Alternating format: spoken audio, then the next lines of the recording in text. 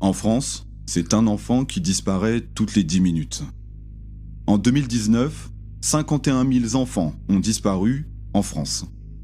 3 causes à cela: des fugues, des histoires familiales et, pour finir, des disparitions inconnues. Un tiers d'entre eux reviennent ou sont retrouvés dans les 72 heures. Quant au second, nous parlons en mois, en moyenne au cours d'un trimestre. Mais concernant le dernier tiers, ils ne sont tout simplement pas retrouvés. Il s'agit donc au bas mot de 17 000 enfants qui disparaissent chaque année. Où sont-ils? Avec qui? Dans quel réseau? Et avec quels complices? Ici, je vous parle des chiffres recensés, mais qu'en est-il par exemple des mineurs non accompagnés? De tous ces enfants qui fuient leur pays d'origine pour trouver refuge en France?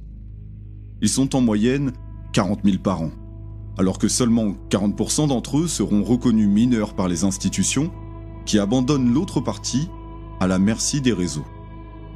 Comment se fait-il que notre gouvernement, la France qui est la 6e puissance économique mondiale, n'en fasse pas une de ses priorités en mettant en action tous les moyens logistiques, techniques et humains à leur portée pour mener une guerre sans relâche contre la pédocriminalité et ses réseaux?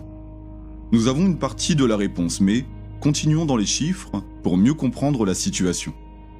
En France, c'est plus de 160 000 enfants qui sont victimes chaque année de viols et de tentatives de viol, avec une moyenne d'âge d'une dizaine d'années. Au 116 000, qui est un numéro d'urgence pour répondre aux enfants ou leurs familles, c'est plus de 1200 dossiers qui ont été traités en 2019.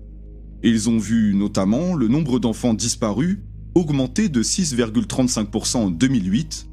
Nous sommes 12 ans après, je vous laisse imaginer l'ampleur de la situation. Ici, je ne vous parle que de la France. Je n'évoque pas non plus la durée de vie d'un enfant qui tombe dans un réseau de trafic sexuel, où certains d'entre eux donnent la vie, avec un arrière-goût de mort après de multiples viols, des nouveau-nés non déclarés qui n'atteindront généralement pas leur 5e année. Je n'évoque pas non plus les réseaux et les rituels pédosataniques ainsi que leurs rites, et je ne parle pas non plus des snuff movies ni des red rooms.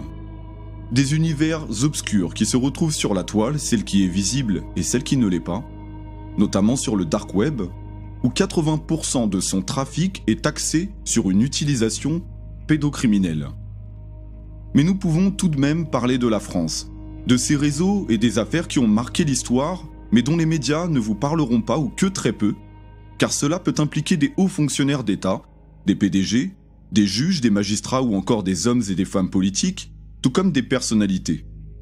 Qu'ils soient impliqués de près ou de loin, comme l'a démontré l'affaire Epstein. Cela nous permet de comprendre les raisons qui pourraient les motiver à ne pas faire de ce combat une priorité qui conscientiserait le grand public sur un sujet dont très peu mesurent ni l'ampleur, ni la gravité, ni l'horreur. Notre pays fait preuve d'une opacité déconcertante concernant ce phénomène et d'un laxisme terrifiant concernant les pédophiles qui sont inquiétés dans ce type d'affaires dont certains sont multirécidivistes. Généralement, relaxés, d'autant plus lorsqu'ils ont des soutiens maçonniques. Ces mêmes prédateurs qui vont se retrouver au sein de nos institutions, des écoles, des associations sportives, des entreprises ou au sein de l'hémicycle, et lorsqu'il y a un manque de transparence, c'est qu'il y a des choses à cacher. Comment notre gouvernement peut-il accepter dans ses rangs des personnalités qui ont tenu des propos inacceptables quant à leur déviance sexuelle ou qui ont été associées à des affaires pédocriminelles?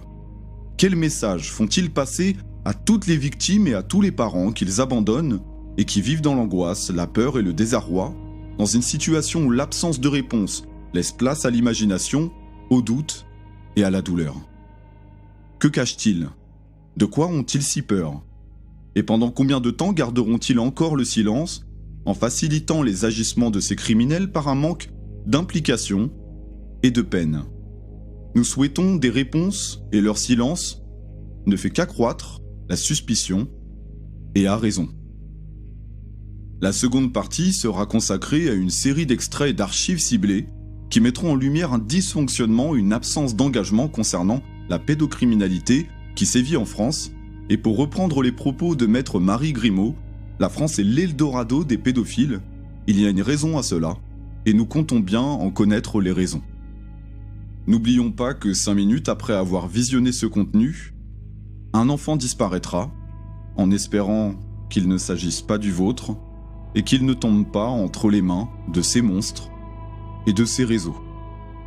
Je vous remercie de l'intérêt que vous avez porté à ce sujet. C'est un combat qui ne peut être mis sous silence et ceux qui tenteront de le faire nous témoigneront directement leurs préférences. À l'heure de l'indignation, la sécurité de nos enfants et les atrocités que d'autres vivent méritent, je pense, toute notre attention.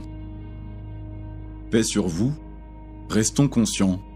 C'était Jeffrey et je vous dis à bientôt.